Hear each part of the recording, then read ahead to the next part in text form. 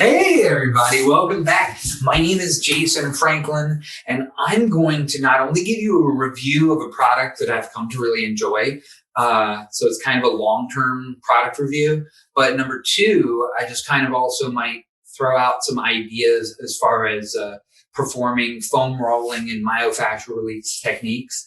So here we go. Check it out.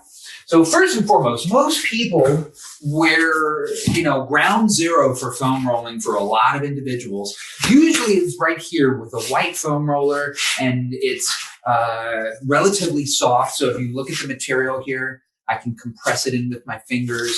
And when you do basic foam rolling, most people, I think, always wind up sitting on it because it just seems like that makes sense, or it's like, oh, this is how I mount, Otherwise, you can do this standing up against the wall, and hopefully we can adjust the camera and I can show you a couple of those. But you can pretty much work every major muscle group in your body using a foam roller. Now, with that being said, not all foam rollers are created equal. And I will go through that real quickly, explain before I go too much further, is that even here with most people where they start off with, they have a basic foam roller that's relatively soft. And then after a while, they feel like, oh, this just isn't pressing into my body hard enough. So they graduate to a slightly firmer foam roller. And this one, for those of you who are wondering, this one is an Amazon Basics. And I have to say, I'm not quite sure what these are retailing for right now, but I'm sure it's one of the cheaper ones that are on Amazon. And they work actually surprisingly well. I've had this for a few years now. What I can say is most gyms that you're going to travel to, most places that you're going to work out in, if they have foam rollers, you're usually going to look at right here. You got a white one and a black one, and one is relatively soft and one is relatively firm. Now, what we're really here to talk about today is one of my favorite things. It is called a Rollga. Now here, let's see if we can get in real tight with that. Right there, Rollga. And the cool thing about the Rollga, aside from the fact that they come in different levels of intensity, this one actually has a little bit of give to it, whereas this one, no, this one's kind of, I won't say it's hard as a rock, but it is much firmer than this gray one here. But notice the contours. First and foremost, each one of these is going to apply pressure so you can run your muscles right, or your body right up in the middle of one of these grooves. But really, I think 90% of the people who get this probably use it for one area of their back known as the laminar groove. I wish I had graphics. I would put that at the bottom and say laminar groove. So essentially, if you look at someone's back, the two areas of the back that run adjacent to your spine are these two grooves that run down your back. And to be able to set your spine right in the very middle of this foam roller and allow it to roll down, and compressing essentially the erector spinae muscles, or some people might think of it as like the tenderloin in their back, or whatever. Essentially, this works out, and I will say, when at certain points, you might even feel like it gives you a minor adjustment into your spine, because I definitely feel like it pops and moves things, for me at least, in a positive way. So I would absolutely, consult someone if you don't think that this is for you, but if you think this is for you, consider it. And again, now I will just tell you, this one is a special edition breast cancer awareness Rollga. And I think when we got this was actually a good price, and it seemed like a great opportunity to get a hold of one of these. And then later on, we got a softer one that we were able to use. And I will tell you, they're both fantastic. And again, you may want to start with a soft one and then graduate to the harder one. Otherwise, let's get into some more use with our Rollga.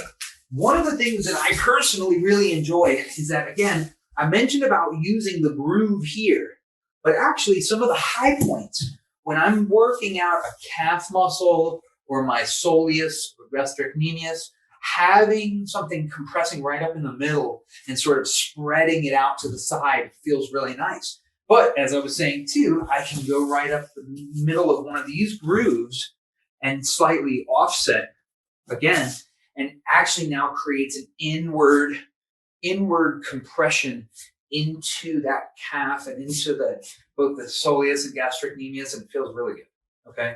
Now, another tip that I'll offer you is that as you're doing your foam rolling, if you happen to find a location in the body where you're finding that it is in the middle of the muscle or somewhere along the edge of the muscle where it just hurts, well, some people recommend to actually just park yourself right there then and stay where that is. Because sometimes you could have a muscle that is still fully contracted and it hasn't let go.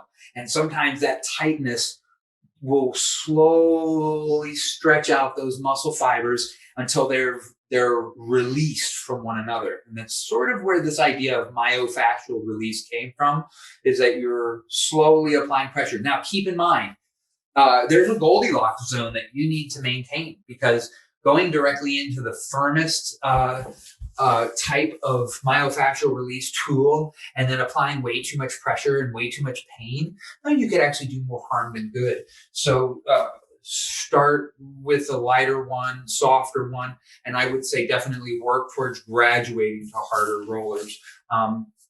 But everybody is different. What one person's pain tolerance is completely different to another individual. And so do your own research, do your own homework, and do, get out there. So moving on.